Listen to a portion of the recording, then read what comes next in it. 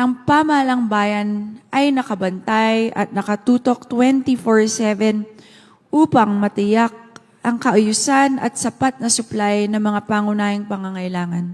Huwag po tayong mag-panic buying at isang mahigpit na babala sa mga nagnanais mamantala sa ganitong pagkakataon. Do not ever test the law. Sa mga nagbabalak na mag-hoard ng gasolina o pangunahing bilihin, tandaan ninyo na ang paghihirap ng kapwa ay hindi kailanman dapat gawing negosyo. Sino mang mahuling namamantala ay mananagot sa batas ng walang pinipili.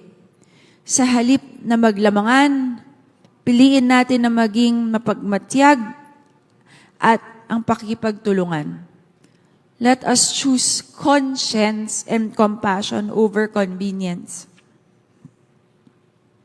So sana po yung mga gasoline stations and yung mga pamilyang bayan, please do not increase your gases in such inhumane prices. Do not take advantage of the situation because all of us are affected here.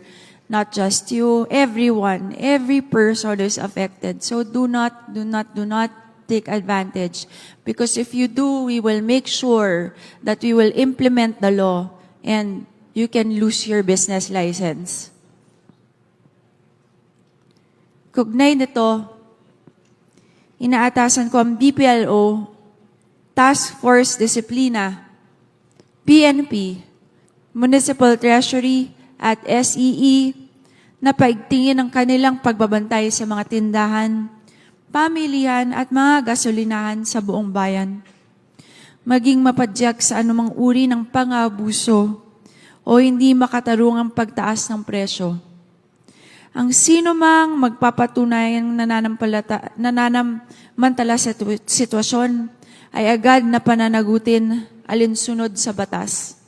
At kung kinakailangan, ay sususpendihin o ipapasara ang kanilang business permit.